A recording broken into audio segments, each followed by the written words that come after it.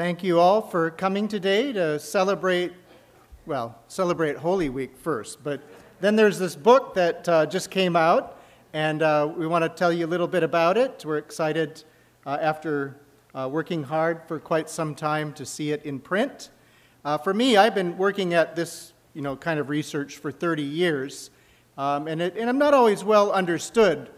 For example, when I first moved up here, when Tricia and I and the girls first moved to Gordon-Conwell, it happened to be Missions Week at First Congregational Church, and Valerie was only 4 years old, and so we sent her to Sunday school, and they asked her first thing. We had just moved from Singapore. They asked her first thing, does anybody here know a missionary? And Valerie raised her hand and said, "My daddy's a missionary, but he never tells anyone about Jesus." So I thought, boy, the Sunday school teacher told me. So that week I worked really hard on her. I said, "Your dad, he's been working so hard. He went and got this degree and, doctoral degree and everything." So the next Sunday, before anybody could say anything, Valerie raised her hand in Sunday school and she said, "My daddy's a doctor, but he can't help anyone." So that's the sum total of my contribution to the Christian church. But this was a chance with this book. Cindy and I were able to write together, and Cindy's going to come up in a few minutes and go in more in depth. I'm going to take you on a quick whirlwind tour through the book, just so you have some idea what it's about. You obviously see the title here, but let me start by saying anyone who's married will tell you how challenging it can be to get along with the two different extended families of the bride and the groom. While the groom ponders the strange behavior of the bride's relatives, the bride is likely to enlighten him about irregularities in his own family. Not that this is a personal story at all. Truth be told, you learn a lot about both families in the process. Although we both have so far learned to navigate this in our own journeys together with our spouses, we've recently been pondering how we've been challenged in the much wider context of our two global families. By the way, this is poor Ben Stiller with his CIA father-in-law, played by Robert De Niro in Meet the Parents, if you haven't seen it. We're born into the human race, one of our global families. As only two of more than 7 billion individuals, we are increasingly aware of both the joys and the challenges of getting along with this unfathomable mosaic of peoples, languages, ethnicities, religions, and cultures. For over 100 years, we've come together every 4 years, only recently alternating summer and winter, for a family reunion of sorts around our most accomplished athletes. These Olympic Games are generally a time of global solidarity and celebration, soon to be repeated in Brazil, South Korea, and Japan. But other get-togethers are not so pleasant. In recent global meetings, we've had grave problems agreeing on trade, global warming, nuclear weapons, on the front page of the paper today, and a host of other issues. Consequently, while we seem to have the know-how and the resources to live well on our planet, we flounder when trying to work together to save it. Nonetheless, the human family overflows with creativity, producing dazzling works of art, poignant films, beautiful music, and stunning works of literature. It's a great chaotic family to belong to, and we're glad to be a part of it. This is Yo-Yo Ma in the Silk Road Project, and he writes, "As we open up to each other, we form a bridge into unfamiliar traditions, banishing the fear that often accompanies change and dislocation. In other words, when we broaden our lens on the world, we better understand ourselves, our own lives and culture. We share more in common with the far reaches of our small planet than we realize." Now, we were both we were both baptized into the Christian church as well, our other global family. The global family is made up of 2.4 billion people, about a third of the human family. This year, 45 million babies will be born into our family. 22 million of us will die. 16 million will join us as adult converts, and 12 million of us will defect, mostly to agnosticism. As a result, there'll be a net gain of 27 million Christians. That's a lot of new family members to become acquainted with. Now, we've been thinking a lot about this family, having recently completed the Atlas of Global Christianity. The Atlas documents major Christian traditions like Roman Catholic, Orthodox, Protestant, and so on, 300 minor traditions, Lutheran, Methodist, Baptist, also so on, and then 41,000 denominations, which, by the way, is now 45,000 since the passage of time. For example, there's 150, or more than 150, Presbyterian denominations in South Korea alone. In addition, Christians are now found in every country of the world. Our personal journeys wind their way through this international and ecclesiastical diversity, which brings me to this joke, which many of you, I've said it before, but I like it a lot. There's a guy on a desert island. He was there for many, many years. And finally, a ship came by to rescue him. And the captain came down on this little island. It was just amazed that this guy could live so long. And there were 3 huts. Here's the huts. 3 huts on the island. And so the captain said, "Tell me about your life here." And he said, "Well, this first hut is where I've lived all these years, and this second hut is where I go to church." And the captain said, "Well, what's the third hut?" And he said, "Oh, that's where I used to go to church." So just one person, and he can't stay in the same denomination. So that's one of the problems that we have. Now, this book is about identity, and one of the people we quote is our old friend Tim Tennant, who wrote what you see up there. In the context of global Christianity, we must first and foremost see ourselves as Christians proclaiming the apostolic faith, and only secondarily as Reformed Christians, Pentecostal, dispensational, Armenian, both work. We must learn to think of ourselves as members of a massive global Christian movement that is looking more and more like John's vision in Revelation 7:9, which encompasses people from every nation, tribe, and language, Timothy Tennant. And in fact, that's really, in one sense, a nutshell of what we're trying to get at within the book. So thank you, Tim, very much. Here's what's in our book. First, we have part 1. We have an overview of how the world's changing in both religious and social dimensions. While these changes are more widely known today than they were just 40 years ago, we need to dispel some myths or conventional wisdom. First myth, Christianity is Western. That is a myth. Second myth, religion is disappearing. In the case of this myth, is saying that the world's becoming less religious. It's just the opposite, as we'll show in just a minute. And how about science will save the world? Another myth. Wonderful things for technology and science to do in the world, but it could also destroy the world, as we know. Chapter 1 gives a compact assessment of the status of Christianity around the world today, in 2015 compared to 1900. This demographic overview highlights the profound diversity of the world Christian movement in traditions, denominations, languages, renewal movements, many other ways. It documents what you probably already know, the shift of Christianity north to south, from west to non-west, from Europe, North America, to Africa, Asia, Latin America. By the way, just recently we published a new statistic, which is not in the book, but it shows also another shift, and that is in 1900, 95% of Christians in the world lived in countries 80% or more Christian. Today, that's 52%, almost half. So Christians are increasingly living in more diverse and less majority Christian situations. In Chapter 2, we offer an overview of the changing religious scene globally, with an emphasis on global religious resurgence, which is the case. While in the past, sociologists predicted the demise of religion, instead it has become more significant around the world, both in numbers and in influence. From the standpoint of Western countries, which show a rise in those leaving traditional religion, this seems counterintuitive. But globally, it looks like this. The number of people professing a religion is on the increase since 1970.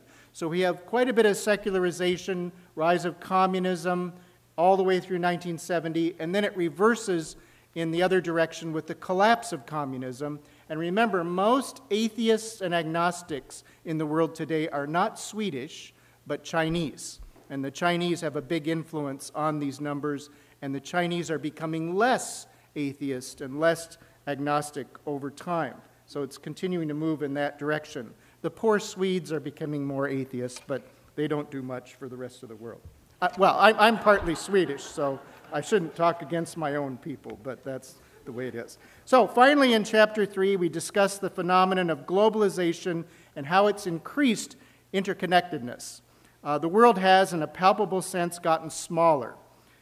Issues that affect one part of the world have unprecedented potential to impact the rest of the world.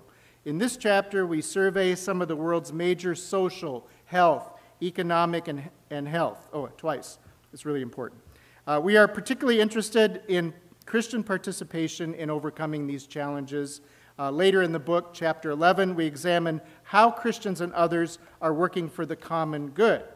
And by the way, if you missed it, Nicholas Kristof in Sunday's paper talks about how important Christian and evangelical contributions are in making a difference in the world.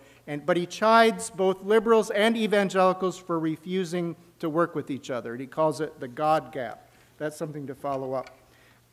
Part 2, our changing identity. We look at how the changes in Part 1 have impacted Christian identity around the world.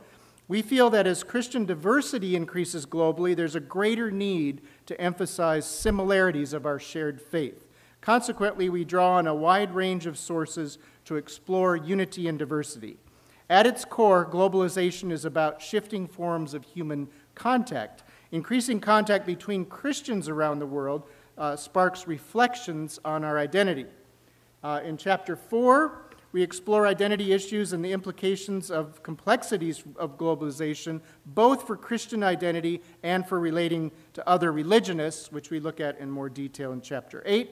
We lay out a vision of a new humanity identity, one that glorifies God through the diversity in unity of its members. Local churches, then, are bridging places, centers of reconciliation, where all the major diversities that separate human beings are reconciled through the power of the Holy Spirit. But Christians also belong to the global human family. As members of common humanity, we should express our concern for all. Chapter 5, we are concerned with global concepts and identity. At the core of our argument related to global Christian identity, which Tim Tennant mentioned earlier, we find centuries of writings on the subject of global citizenship.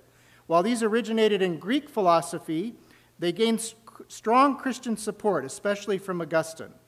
We build on this literature in making a case for a primary global Christian identity. And this might be one of our features of the book, see if we can convince people. Christianity can and should go deep within each culture of the world, but at the same time is never fully at home in any particular culture. It's this dynamic between the local and the universal that we can better understand global Christian identity. And here we're following Andrew Walls in the indigenizing and pilgrim principle, for those of you familiar with that. Chapter 6, we look at how Christians shape their local identities through contextualization, incarnational ministry, indigenous theology, and worship. Christians depend on the biblical revelation that is universally true, but the Christian message is planted in the soil of every people on earth and produces a unique plant in every case. We look at ethnodoxology, worship in different cultures, and how it enriches our global Christian family. Robin Harris is going to be here tomorrow and teaching in our BU class. She's one of the experts on ethnodoxology. In light of our findings in Part 1 and 2, in Part 3, we ask how these realities might apply to our relationships with others. As stated earlier, we're deeply concerned about the divisions both in the Christian family and in the human family. We tell our own stories of ecumenical and interfaith involvement here in Boston and in Houston. We examine the problems in each and then set forth some strategies that might be used to remedy both. A week ago, I was at the American Jewish Committee Diplomats Seder over at the JFK Library, 500 luminaries and me. And we had the testimony of two different people. One was a Holocaust survivor, 90 years old. He jumped out of a window. All of his relatives perished in the Holocaust. The other was a descendant of Armenian genocide survivors, a Syrian Armenian Christian.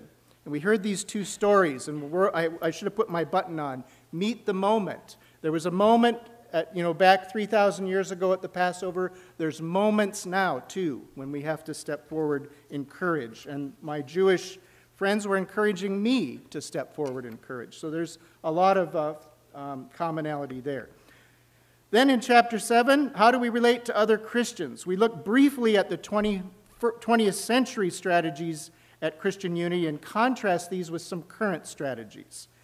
Okay, and chapter 8, we extend this to relationship with people in other religions. And in order for evangelicals in particular to navigate the crossroads of a multi-faith world, we must understand how to view ourselves and others religiously. In chapter 9, we look at how we might more effectively build relationships with others, Christians and non-Christians. And we examine the biblical values of hospitality and friendship. My wife, Tricia, teaches English to people at Park Street from all over the world, but we also have had exchange students in our home. And we invited a student from France one time. Turned out that she was from a Muslim family based in Tunisia, but living in France. And we asked her at the beginning of the time with us, 3 weeks, what do you like to eat? And she said, vegetables. And we said, you mean you just want vegetables and nothing else? And we were a little puzzled by it, and she wasn't too forthcoming, so Tricia said, would you eat halal meat? And she said, oh, yes, halal meat, meat that's kosher for Muslims. And so we decided as a family to eat halal the whole time, so there wasn't anything else in our house. And she told her parents, and they were very grateful to us for taking such good care of their daughter. So there are opportunities like that to reach out. Then we talk about changing our world. We ask how global Christian identity impacts our role in human flourishing, and we examine what Christians are doing around the world. In chapter 10, we draw from 3 voices that address the limitations that we have in changing the world. Some of you know James Davison Hunter's book, To Change the World. A second book is Tyler Wigg Stevenson's book, The World Is Not Ours to Save. And finally, we look at Rabbi Jonathan Sacks' book, To Heal a Fractured World. And we look at some of the wisdom offered in those 3 books on what we can do, or what we can't do. Then we look at what we can do in chapter 11, practical ways that we might help the poor, heal the planet, work for justice. Well, all this is related to the theme of commonality.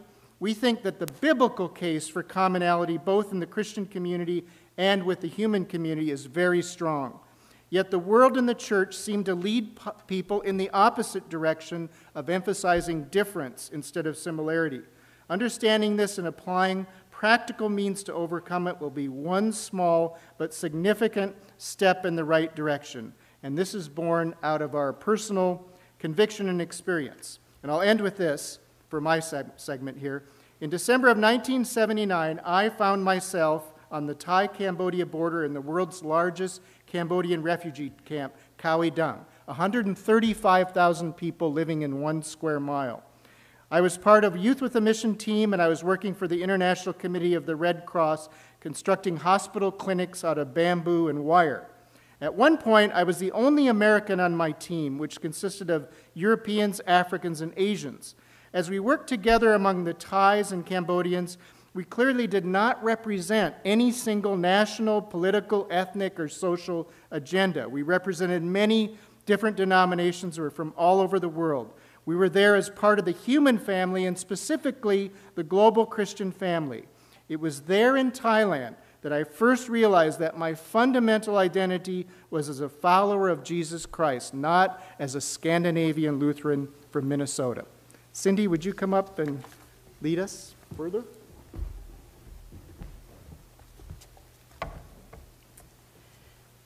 So now we're going to focus our attention on the core message of our book, our changing identity and how our understanding of identity impacts the way we view and treat others.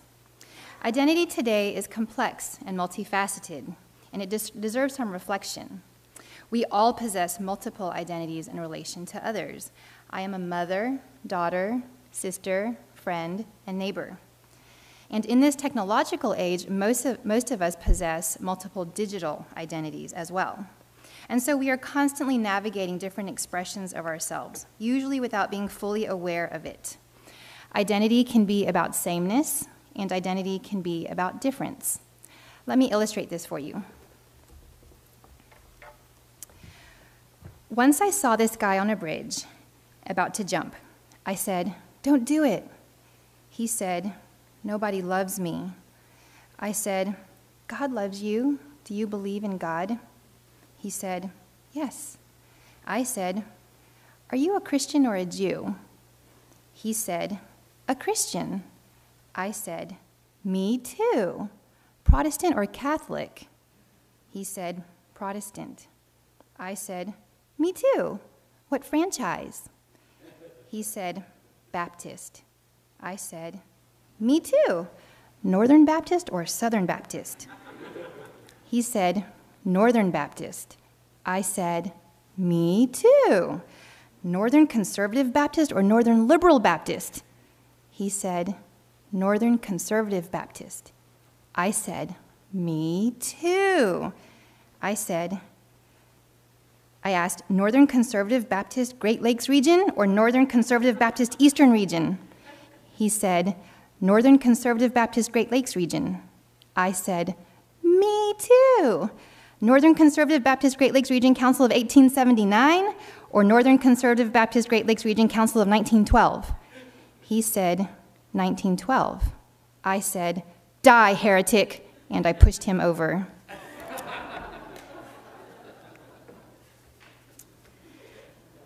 The joke illustrates the problem that many of us identify with what sets us apart. Many Christians identify primarily with the most narrow of Christian affiliations. In the opposite vein, we are advocating primary identification at the broadest Christian affiliation. This is, in fact, what we mean by our global Christian family. As Christians, we are often torn in our identity allegiances. In political matters, do we identify first as followers of Jesus or as Republicans or Democrats? In global matters, do we identify first as Americans and look out for our own interests, or as global citizens and consider the interests of the whole world? I am a second-generation Asian American, the daughter of immigrants from Taiwan. And I've lived most of my life in Houston. For those of us who are third culture citizens like me, there's another layer of identity confusion. In cultural matters, I have to ask myself, am I Chinese? Am I Taiwanese? Am I American? Am I Texan?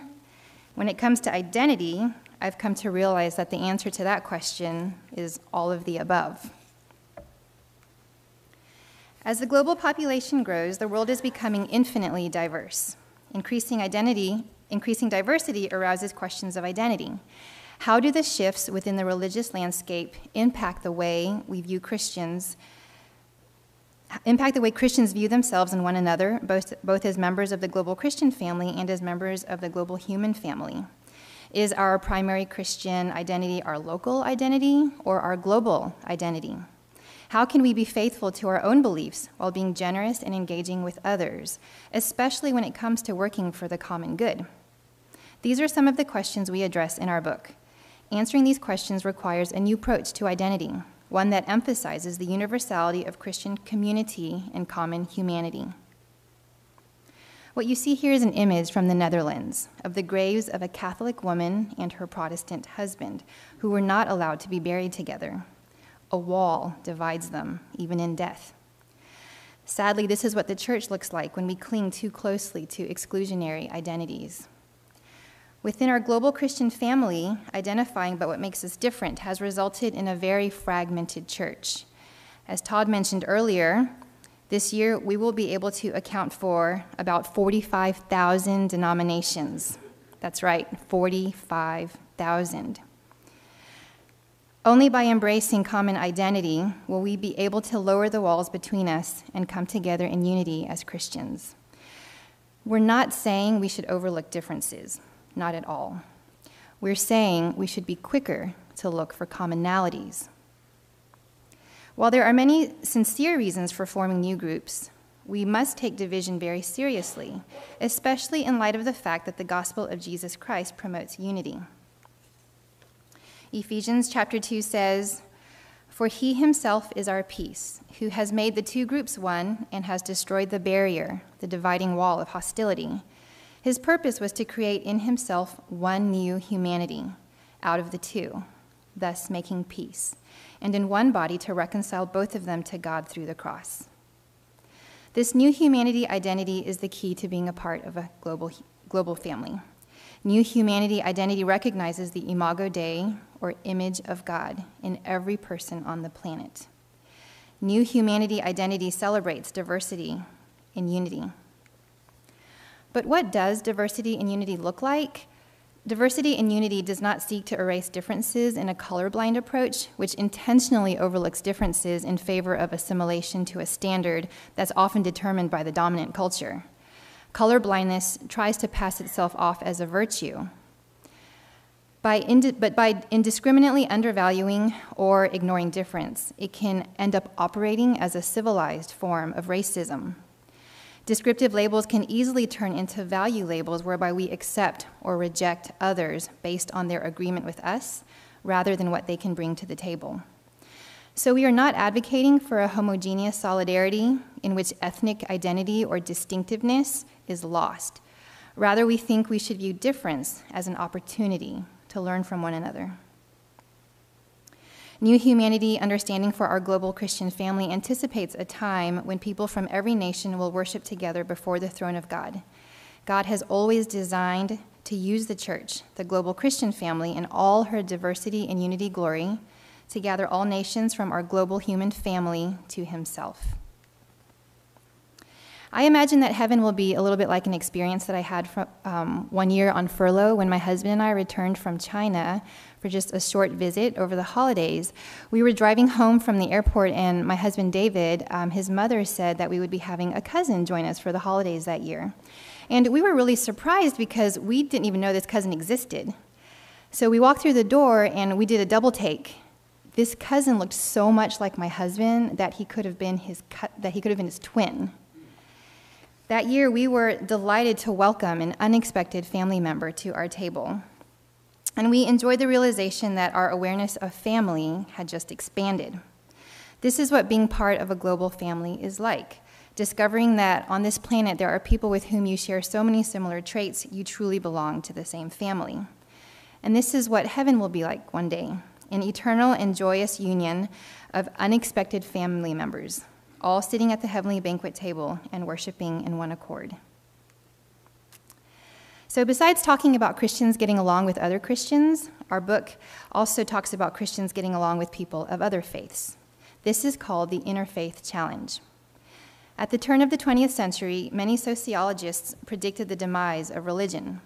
Religion has not only survived, it has thrived. And the result has been a religious resurgence, not only numerically, but also in terms of diversity. In order for evangelicals to navigate the crossroads of a multi-faith world, we must understand how to view others and ourselves religiously. Part 3 of our book offers a condensed theology of religions and then some perspectives on paradigms of interfaith dialogue. Now, one of the chief concerns of Christians who are willing to engage is how to do so without capitulating on core beliefs. We might agree with the idea of getting along with others, but how to do it creates a lot of anxiety. How do we hold fast to a strong Christian identity while engaging with others? What does solidarity look like? And how do we achieve solidarity in light of such a plurality of beliefs and different worldviews? We often feel like this, that we're caught in an either-or scenario. Either we have a weak faith that allows a gracious view of others, or we hold to conviction with hostility. In our book, we advocate for what Richard Mao, President Emeritus of Fuller Seminary, calls a convicted civility, and what Christian activist Brian McLaren describes as a strong and benevolent attitude towards religious others.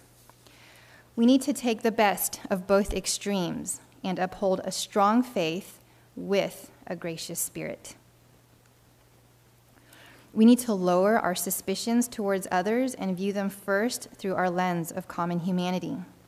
We need to be better informed about other religions and build more significant friendships with people of other religions. We need to engage in interfaith dialogue, and we need to practice hospitality.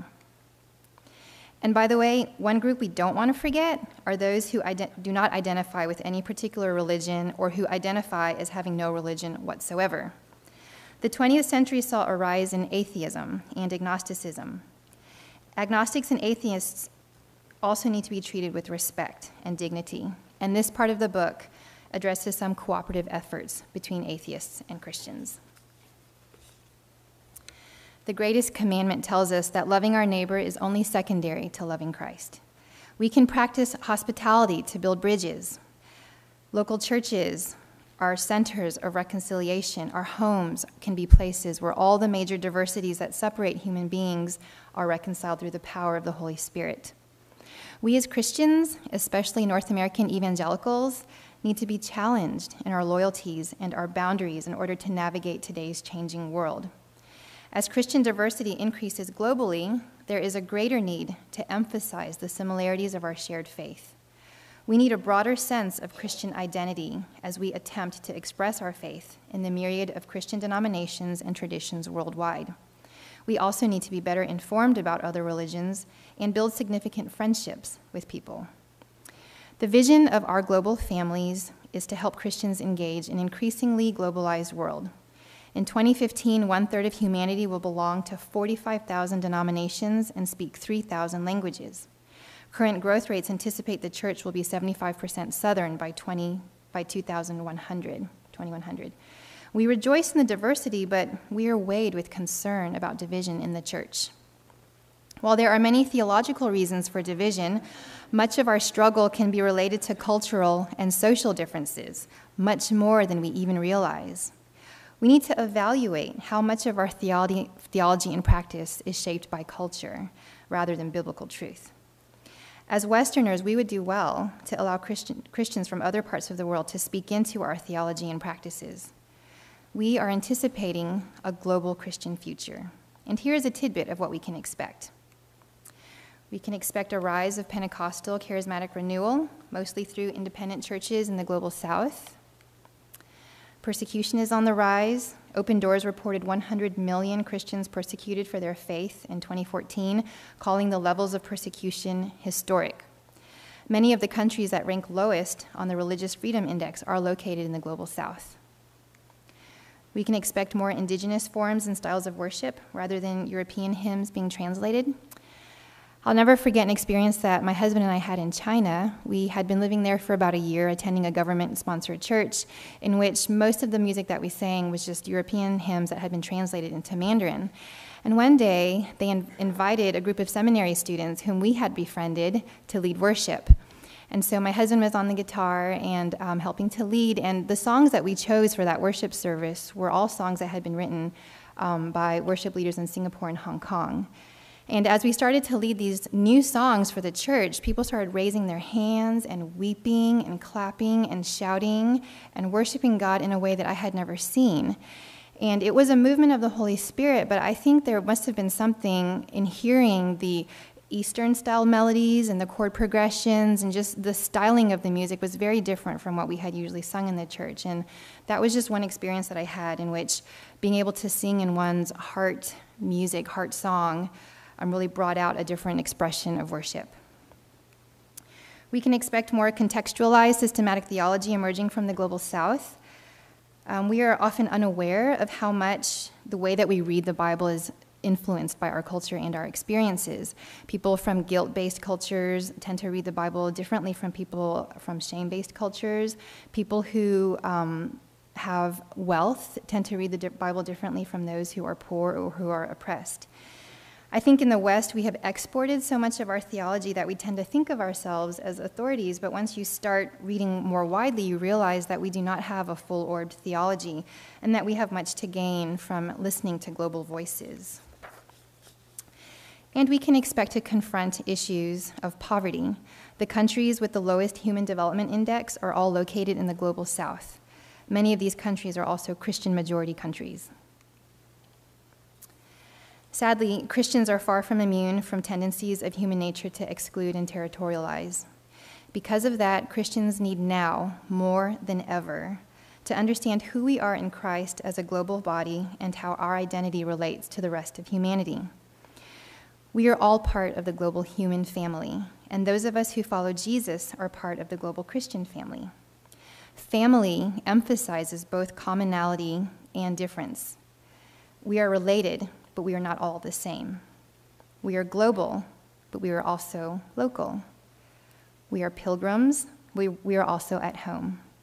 These tensions create a dynamic that allows us to identify as one Christian family that is global while maintaining local particularities. Embracing an identity that views oneself as members of the global human family gives us the power to navigate diversities. Embracing an identity that views oneself and other Christ followers as members of the global Christian family promotes unity. We believe that these common identity perspectives will better equip Christians to engage a globalized world with knowledge, compassion, and humility. Thank you.